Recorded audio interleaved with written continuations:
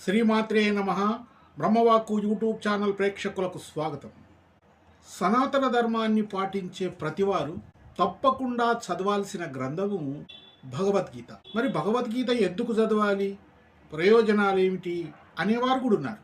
విశ్వతాత్విక వాంగ్మయంలో భగవద్గీతను పోలినటువంటి విశిష్టమైన గ్రంథము ఇంకొకటి లేదనడంలో అతిశయోక్తి లేదు.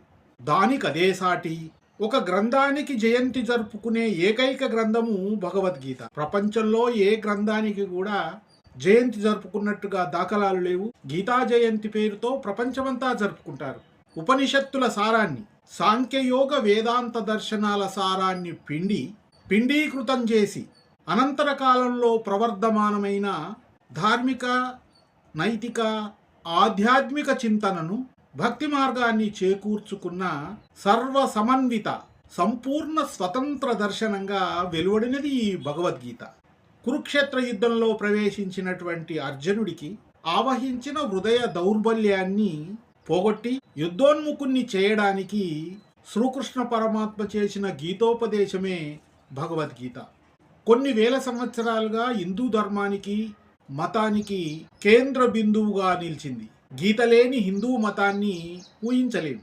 దానిలోని అనేక విషయాలు నేటికి ప్రతివారికి శిరోధార్యాలు. గీతోపదేశం అంటేనే సాధారణంగా మానవ జీవితానికి ప్రతీక. మనిషి మనసే కురుక్షేత్రం. కృష్ణ పరమాత్మ, అర్జునుడు నరుడు అంటే ఆయన ప్రతి నరుడికి ప్రతిరూపం. ఆయనకు కర్తవ్యోపదేశము చేసినటువంటి నారాయణుడు ప్రతి నరుని అంతర్హితమై ఉన్న అంతరాత్మ. కురుక్షేత్ర యుద్ధంలో అర్జునుడికి కలిగినటువంటి సందేహము ప్రతి మనిషి జీవితంలో వివిధ సందర్భాలలో, సన్నివేశాలలో తప్పక కలిగి ఉంటుంది. ఈ పని చేయవచ్చా, చేయకూడదా, ఏది నైతికము, ఏది అనైతికము, ఏది కర్తవ్యము, ఏది అకర్తవ్యము అనే ధర్మ సందేహంలో పడిన ఈనాటి మానవుడికి గీతలోని ఉపదేశము ప్రతీకాత్మకంగా వర్తించి మార్గదర్శనం అవుతుంది. అందుకే సనాతన ధర్మాన్ని పాటించే ప్రతివారి ఇంట ఉండదగినటువంటిది ఈ భగవద్గీత. తాను చదవాల్సిందే, తన పిల్లల చేత చదివించాల్సిందే. ఇలా భగవద్గీత చదవడం వల్ల నిత్య జీవితంలో మనకు ఎదురయ్యేటటువంటి సమస్యలకు పరిష్కారం అందులో ఉంది.